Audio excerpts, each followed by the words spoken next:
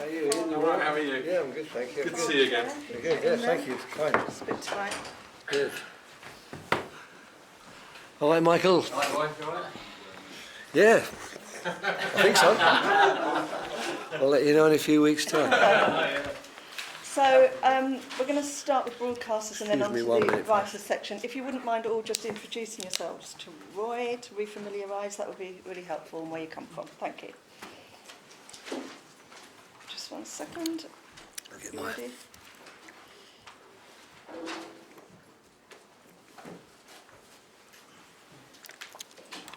Good, that's better. Okay, Michael, off you go. Hi, Roy. Hi, Michael. It's nice to see you. Can I get some team news, please?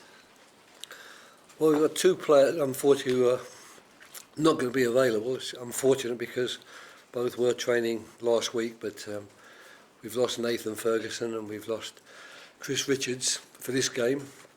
But hopefully the injuries are not really serious ones, so the prognosis is that we might get them back for next week. The goalies, though? The goalies? No, they're good. Both goalkeepers are back fit. When you got the call, did it take much thinking, speaking to family? Tell us how it all went.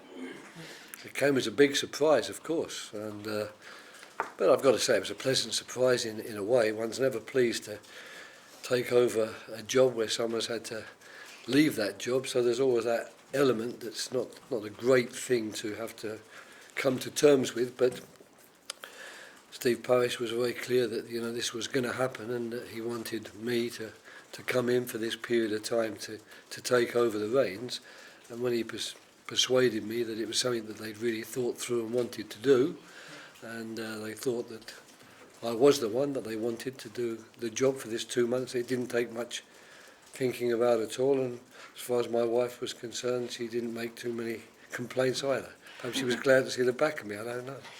Well, when I was with you at Sky in January, you spoke so highly of Patrick, but you talked about Palace. It just felt like your club when you were talking about it. Do you feel that as well, that hence not being a difficult decision?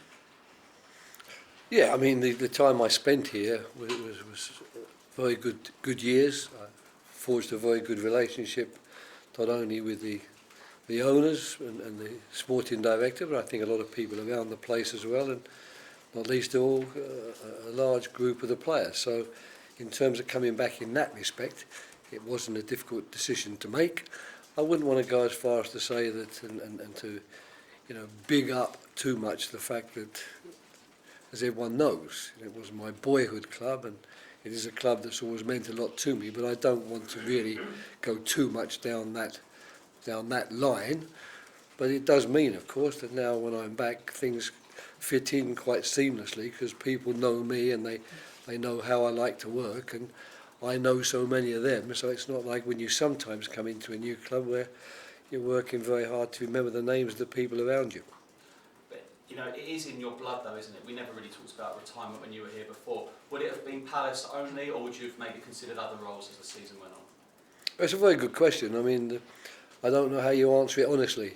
I've accepted that I've retired, as it were, because that's what everyone's been saying. And if I walk down the street, people say to me, "You're enjoying your retirement." But at the same time, I've never really felt old enough to retire, if the truth's known. I mean, I know that I am. I know my birth certificate tells me I am, but the way I feel doesn't really tell me that.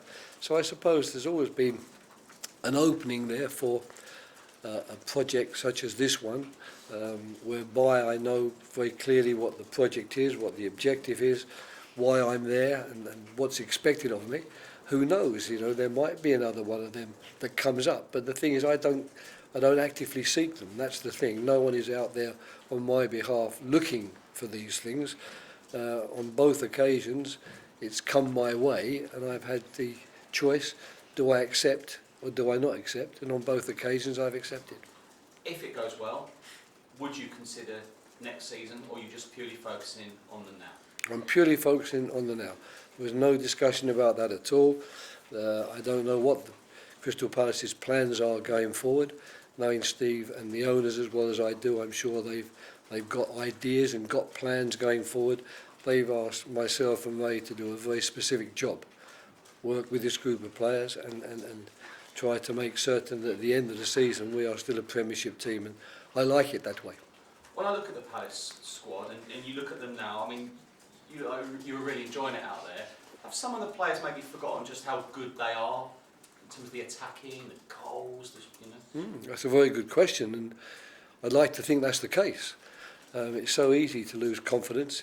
It's so easy to let the black dog take over to some extent and make you doubt all the things that you think you were good at doing. And really, our main task, as I see it, having taken over a group which is clearly stronger, certainly technically, than the one we left behind 2 years ago, is to make certain those players don't lose faith. They don't start thinking that we aren't capable, because as Palace showed in particular last season and even in the early part of this season, they are a good team and they can win games and that they can produce good football. So we've got to get back to that somehow.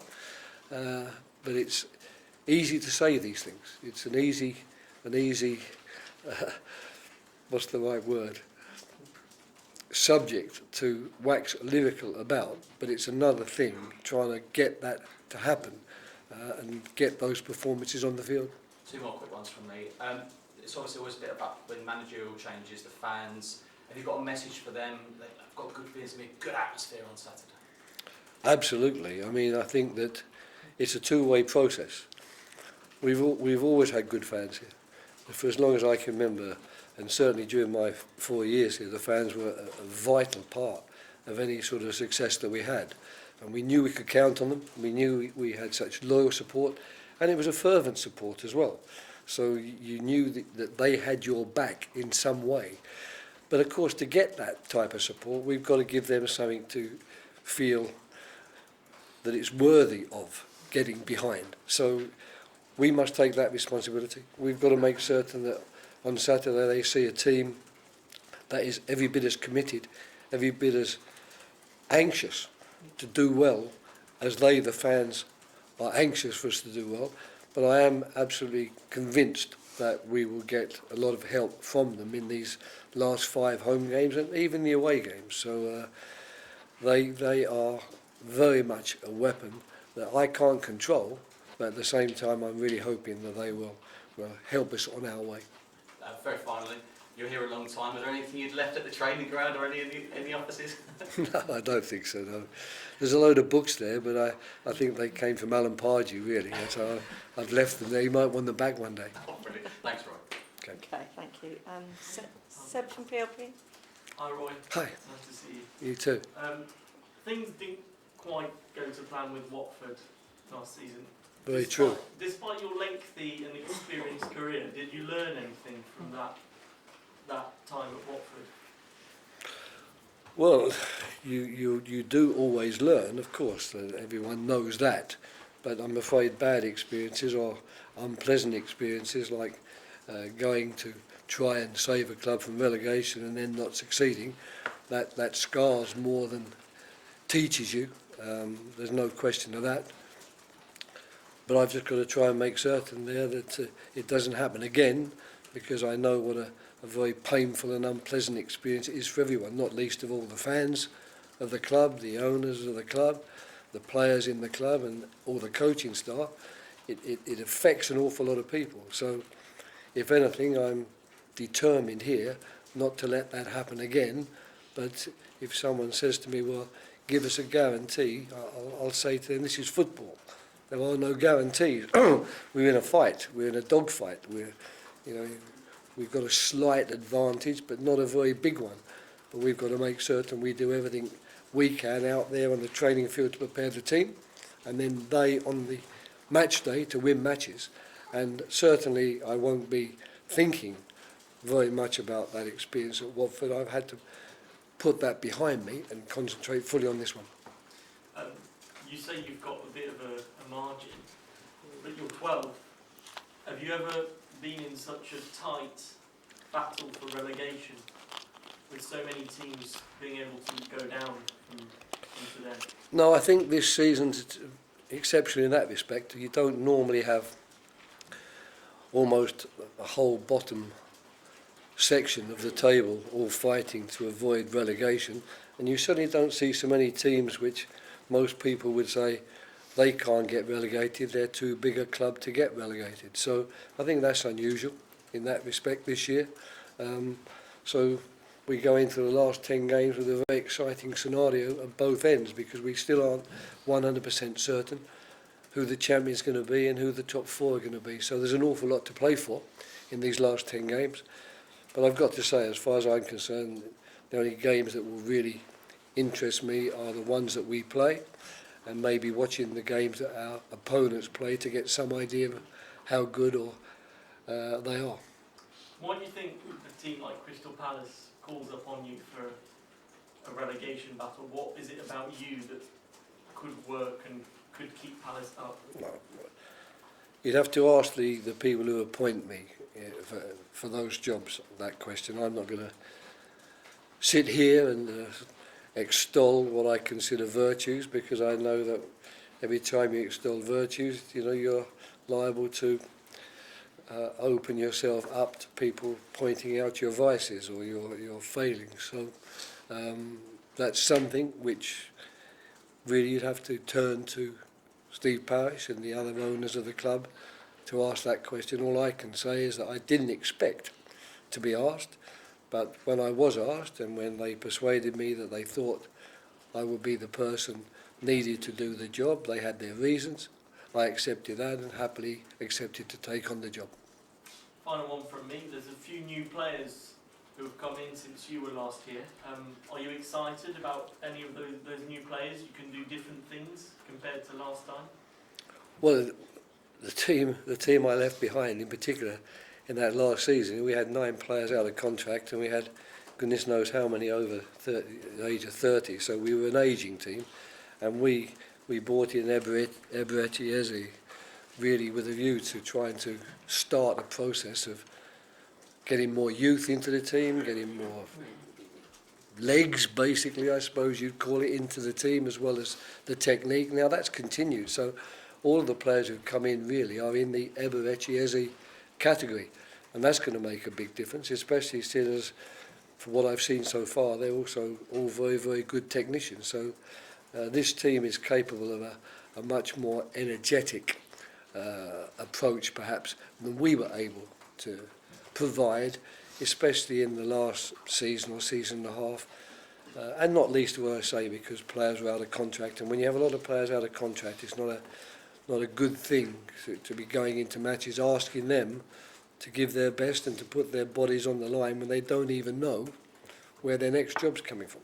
So you're more confident this time round with the squad? That More confident than when? Than last time when you had players out of contract? Well, last time was all right. Last time at this stage of the season we had 38 points, so I was certainly much more confident, yeah, because after 27 games we had 38 points, so I was pretty certain after 27 games we weren't going to go down, so I was very confident, yeah. Thank you. BBC, yep, Matt, that's it, thank you. Cool, thank you. Welcome back. Thank you. What is the first thing, from a managerial point of view, that you're going to focus on that possibly you think could have been tidied up a little bit under Patrick?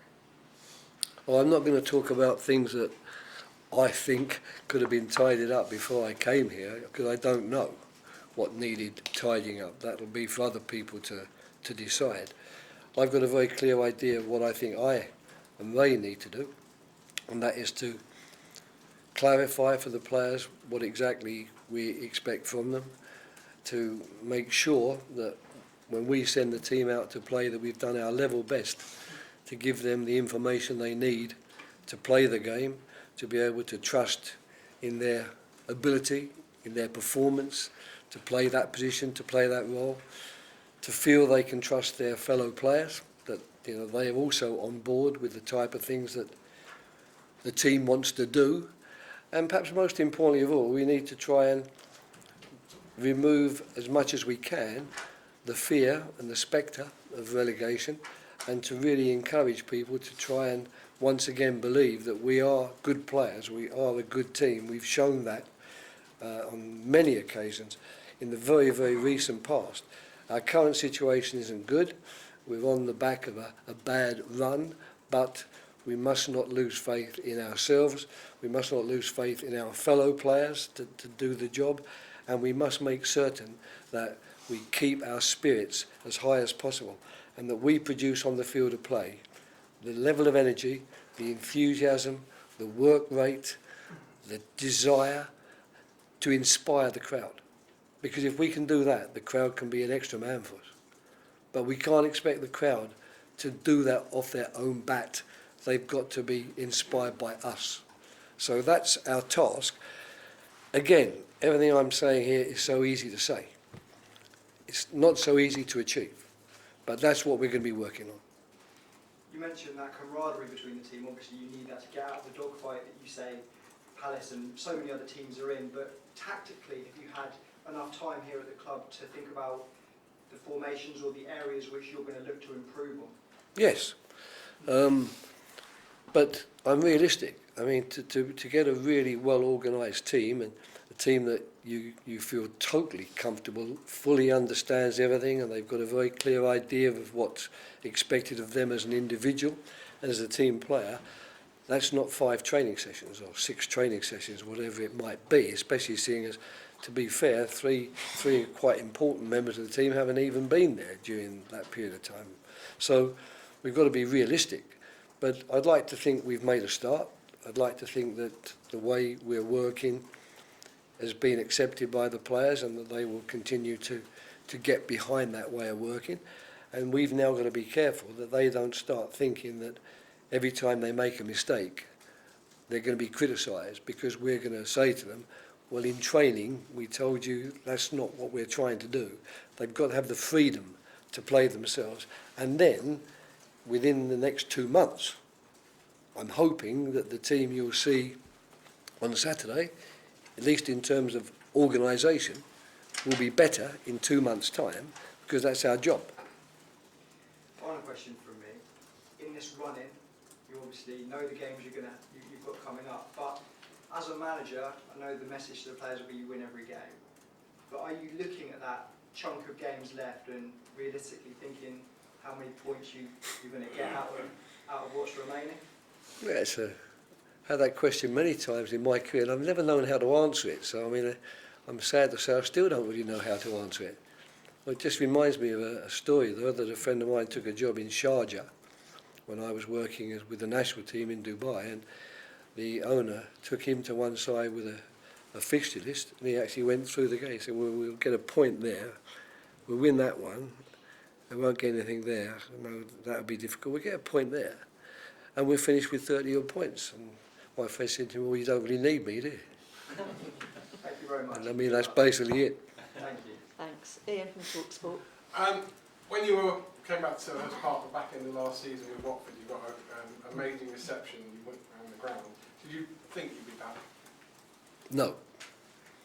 And of course it didn't do me any good with Watford as such, because of course their fans really expected me to hate Crystal Palace, which was difficult. I mean, I didn't expect that reception, to be honest. It was a very nice reception to get, and of course when that happens, you have to be flattered, you have to be pleased about it. But no, the answer to the question is simple. I did not expect to be back. I thought that I'd left Crystal Palace already virtually a year ago, and this offer to come back now came as a really big surprise. But it's an offer that I've been happy to accept. How will you keep your emotions on Saturday? Because you're about to get an equally good homecoming. Well, you don't know that. I mean, the fans at the moment, I would think, are a little bit unsure of everything, because it's a big upheaval for them. Certainly at the game, I've only seen one game live, and strangely enough, that was at the the insistence of Man City, whose CEO from Melbourne City was making a rare visit to London to watch the game, and got me an invite to go there as a Manchester City guest. But I hadn't even expected to see that game. But certainly the game I saw, and then previously working for the TV, the Fulham game, the fans were superb on both occasions, supporting the team. One hopes that's what it's going to be like again, because as I've said now several times already, they are a crucial factor. If we do stay up, I'm pretty certain at the end, the players and I will be saying, thank you fans for the support and help you gave us. I think everyone's looking at it like Palace are in a desperate situation, akin to when you were at Fulham, where at one stage you were actually half-time relegated at Man City, but still turned it around that season. That isn't the case. And actually, your opposite number on Saturday is probably under more pressure, and his team are under more pressure than you are. Well, he's been working with them a long time. A, he's a good manager and a good coach, and he's been working with them a long time.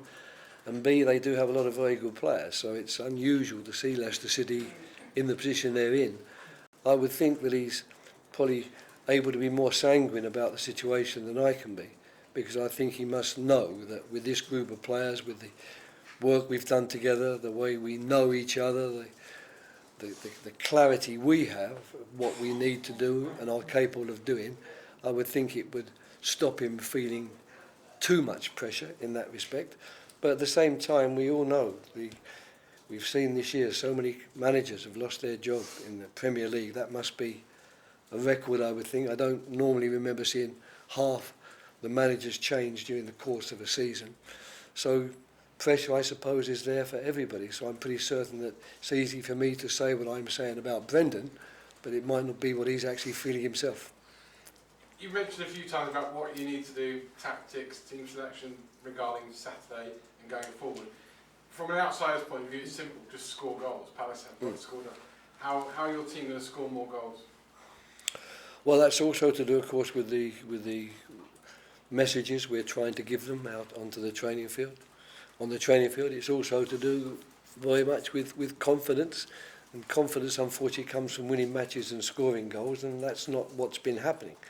But our job has got to be to try and circumvent that lack of confidence, which comes when you play lots of games and don't score, and every week you read about we're not scoring enough goals. We've got to try and persuade them that you are capable and you will score goals, but to score them, we're going to have to do certain things in the way we play, and you're going to have to make certain maybe changes or more efforts in the way you're playing to get those goals. So it's, once again, in these conferences, especially when you haven't done them for a period of time, everything seems so easy to say, but you know how difficult it is to produce. But I'm confident that the players will start to score goals. I think there are goals in the team, and if we don't score them, we'll have to accept a drought for a bit longer and a bit of criticism for a bit longer. But I'm convinced that with the way I've seen these boys play, there's goals in the team. Final two. I know you're only taking every single game in isolation, but your next 6 fixtures, you couldn't have handpicked them better. They're all teams around you. If you were to get points against them, you're pretty much safe because you'll be denying them points as well. Is that how you see it, or would you say that I'm being a bit simplistic? No, I think that is the common view, and I can't disagree with it or deny it. The big question always is, sometimes, is it easier to play against teams in the same position as yourself, fighting for their lives, fired up, desperate not to lose, or is it better to play teams who don't have quite so much to play for and have had a good season and can take their foot off the gas? Now, I've contemplated that question for many, many years, and I still don't know the answer. And the last one, if you're the godfather of Crystal Palace, the godson is Wilfred Zaha, is it down to you to convince him to stay beyond this season when you may or may not be here next season? No, it's not up for me to do it. Obviously, with my interest in the club and with my admiration for Wilf, I would like him to stay. So I hope that, from the club's point of view, that he does accept the offer that's on the table and decides his future lies here. But as far as I'm concerned, all I want from Wilf is to help the team to stay in the league. And if he does that, I'll just wish him well, whatever happens. Great having you back. Good luck. Thank you, Ian. Thank you. Okay, that's the end of the broadcast section. Can I steal your award because my I'll voice get you is another one. You get another one.